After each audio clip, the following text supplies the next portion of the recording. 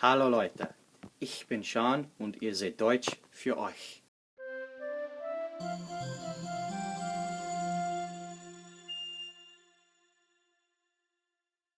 So before I get into anything today, I just want to say thank you to Lingoda for sponsoring this episode. If you already know what they're about, you can use this voucher code for 15% off your subscription for however long you decide to sign up. Also, stay tuned for more information at the end of the video. Okay, I wrote a few very try-hard, witty intros for this that I had to scrap because I'm just not creative enough to metaphorically lead into what's ahead. So let's just go straight up in old-fashioned. We're starting with the inseparable prefixes today.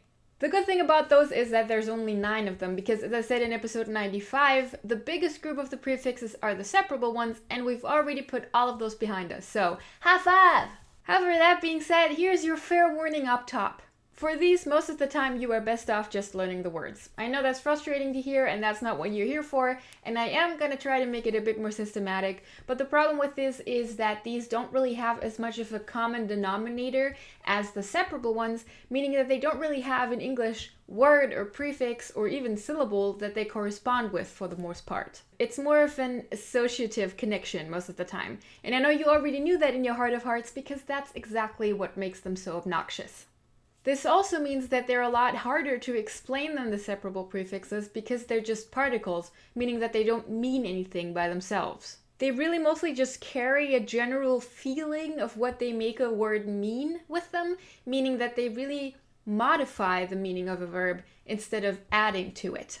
Linguistically, there are a few people who would even say that some of these prefix verbs with inseparable prefixes should already be referred to as not prefixed anymore because they have created verbs that are so separate from their original stem or the core verb that they're separate entities. An example for that would be bekommen, which means to get or to receive and is therefore not at all related to the base verb kommen anymore, unlike with come and become in English where you can still see somewhat of a correlation there.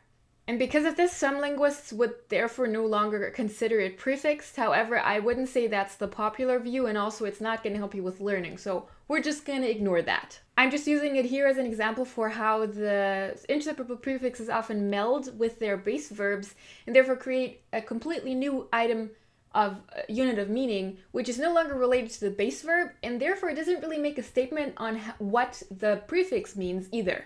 And that's the big reason for why they're so slippery and frustrating and why all of you keep requesting that I do videos on these. So in the best case scenario, you will see me making a lot of the same hand motion while talking about the same prefix, which hopefully maybe will help you. And besides that, we're going to be approaching these backwards, which means that for these I'm going to be starting with the examples and then going to try to make it more abstract, which means more examples, maybe more explanations for the examples, and that's also the reason why there's going to be one video for each one of these inseparable prefixes. Secondly, and this may be a little relief, these can never be combined with sein or any of the modal verbs. Why? Because for that they would have to function as a preposition, because you cannot actually truly prefix modal verbs. That's because of their own linguistic presets, so to say. Not gonna get into that too deep right now. Just remember that you can't ever combine sein, haben, or any of the können, wollen, sollen, etc. with these inseparable prefixes. So that's good. Also remember that, like with the separable prefixes, I will be putting a list with all of these verbs and their examples, etc. in the Dropbox folder for my patrons, so make sure you consider to become one of my patrons on Patreon. And with that long intro out of the way, we're gonna get into our first prefix, which is be. Etwas besagen. To indicate, to signify, to make a statement on something passively. Sich begeben. To resort to, sich irgendwohin begeben, to take yourself to a certain place, to go to a certain place.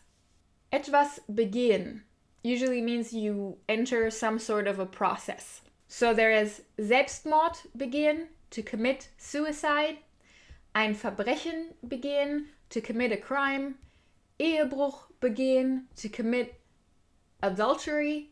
So a lot of the committing stuff here. Es bei etwas belassen, to leave it at that. Bestehen, to exist. Bestehen bleiben, to persist. Etwas bestehen, to pass something, like a test or a trial.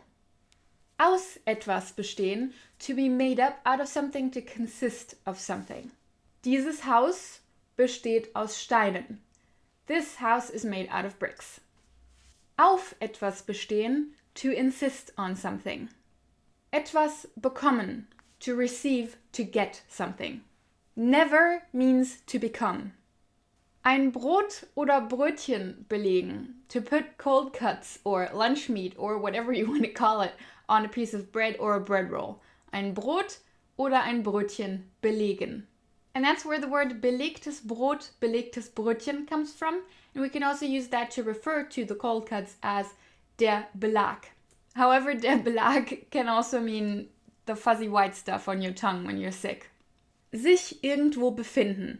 Now this is a bit context-based. Usually this means to currently be in a certain place or location or in a temporary process or place. So for example, I could say, befindet sich hier. He is located here. He's currently here. But I could also say, sie befindet sich in einem Meeting. She's in a meeting right now. So it can be kind of a more official way of saying where you are. So I could also say, sie ist in einem Meeting, plain and simple.